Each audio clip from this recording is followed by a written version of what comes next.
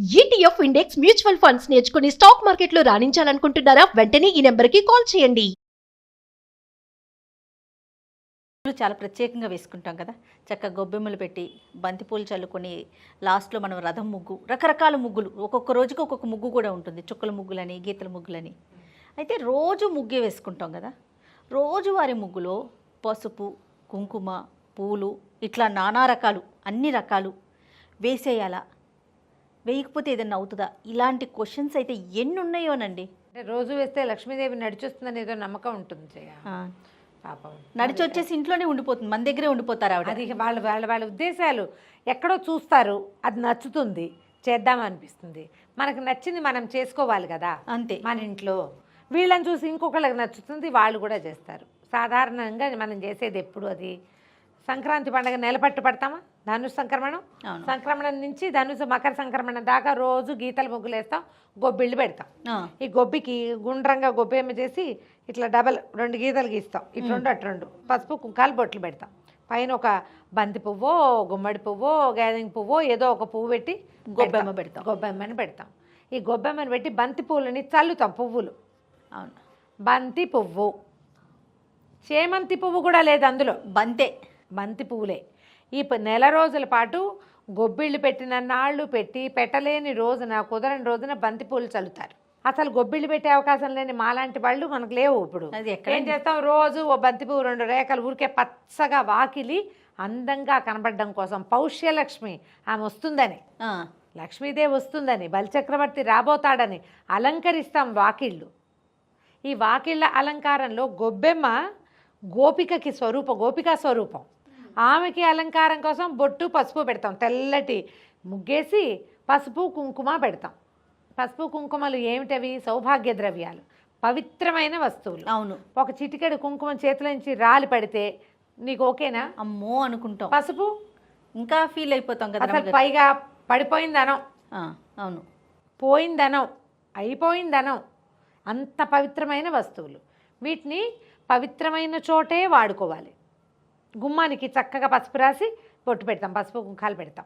తర్వాత ఈ పండగ ఊళ్ళల్లో ఏం చేస్తారంటే, ఎర్రటి గోడలు అయితే ఓ తెల్లబొట్టు, ఓ ఎర్రబొట్టు, ఓ తెల్లబొట్టు, ఎర్రబొట్టు అలా కూడా పెడతారు కదా. గుమ్మానికి కూడా పసుపుతో పాటు, కుంకంతో పాటు తెల్ల సున్న బొట్టు కూడా పెడతాం, బాగా చక్కగా కనపడుతుంది. ఇప్పుడు మనం ఆ గుమ్మం మీద కాలేస్తామా? జాగ్రత్తగా, పిల్లల్ని కూడా తొక్కనేమో. గుమ్మం మీద అడుగు వేయకూడదు. గుమ్మం శ్రీ మహాలక్ష్మి, కనకమహాలక్ష్మి స్వరూపం.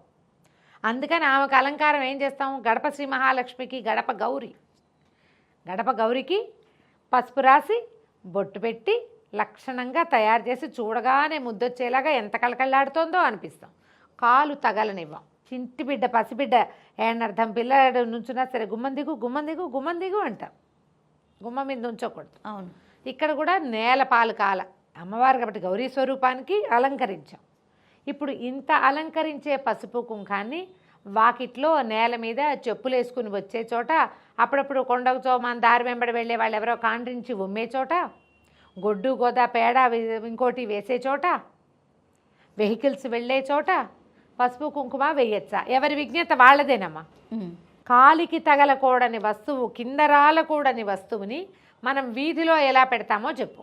పండగ రోజుల్లో కూడా వాకిట్లో పసుపు కుంకం వేయటం నిషిద్ధం, తప్పు.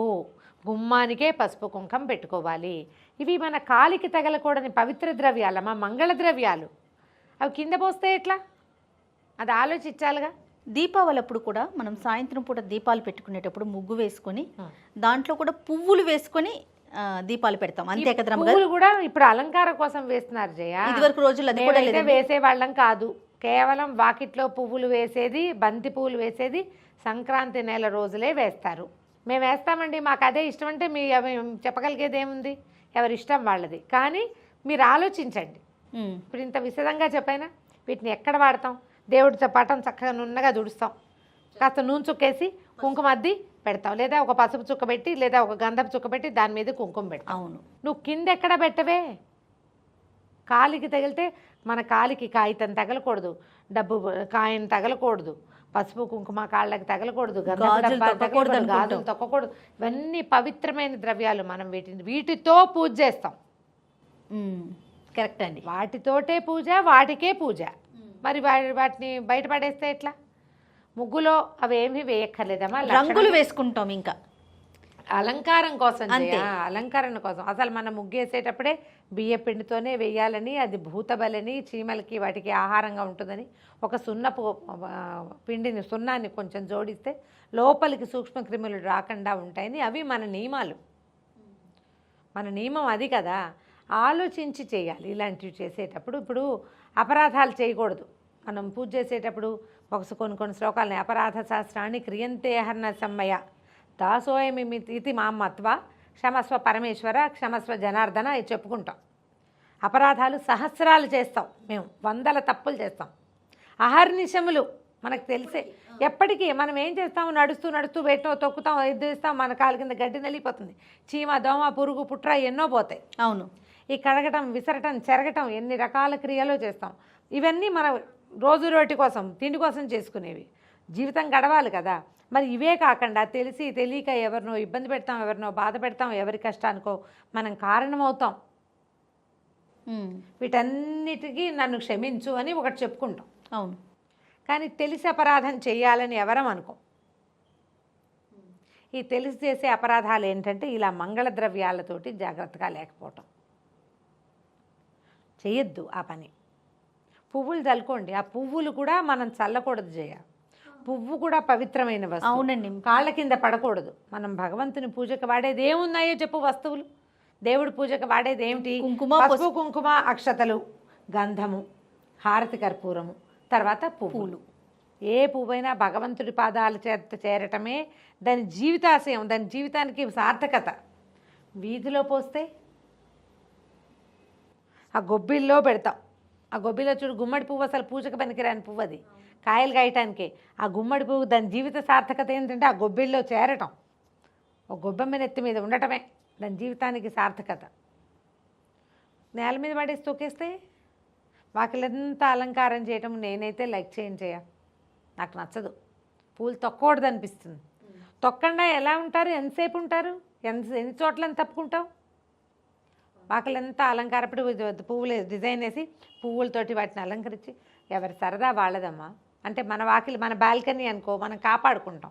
అది మంది వాకిలి అయితే, రోడ్డు అయితే ఇబ్బంది. మరి కొంచెం ఆలోచించి ఇలాంటి పనులు చేస్తే మంచిది. ఇవి ఇప్పుడు అపరాధాల్లో మనం చెప్పుకునే వేల అపరాధాల్లో ఇవి కూడా ఒకటి. బంతిపువ్వు పెద్దగా పూజించం కాబట్టి బంతి పువ్వులు చల్లుతారు, దాంతో పూజ లేదు మనకి. అవును. కేవలం గుమ్మానికి అలంకరించటం, గుమ్మానికి అలంకరిస్తాం, ఈ గొబ్బెళ్ళల్లో పెడతాము, అంతే చేస్తాం. కానీ బంతిపూలు మనం చెయ్యమా? నార్త్ ఇండియాలో బంతిపూల దండలే వేస్తారు, మెళ్ళ వేయడానికి కూడా బంతిపూ దండలే వాడతారు చేయవాళ్ళు. అవును. ఆ బంతిపూలు గుచ్చేసి పట్టుకొచ్చేస్తారు. అది వాళ్ళ సంస్కృతి, మనది ఇది, మన పద్ధతి మనది. అంతే, మన పద్ధతి మనది కదా. ఇప్పుడు మన పద్ధతుల్లో మనం కొత్తవి ఇప్పుడు అవేదో మంచిది, ఇది చేస్తే మంచిది, ఇలాంటివి వింటూ ఉంటాం కదా, చేసుకుంటూ ఉంటాం కొత్తవి. వాటిల్లో కొంచెం మన విజ్ఞత జోడించి కాస్త ఆలోచించుకొని తెల్లగా వాకిట్లో ముగ్గుంది కలకల్లాడుతూ ఉంటుంది. ఇంకా అందులో పసుపు కుంకుమ పువ్వులో వేయవలసిన అవసరం ఏముంది? మన కంటికి అందమే తప్ప వేయకూడని వస్తువులే కదా, మనం పవిత్ర వస్తువులు కదా. ఆలోచించి చేయండి అమ్మా. ఎవరి విజ్ఞత వాళ్ళదే. మీకు అలాగే ఇష్టం అంటే మనం చేయగలిగేదేమీ లేదు. అంతే. ఇంకా నమస్తే రమ్య. నమస్తే.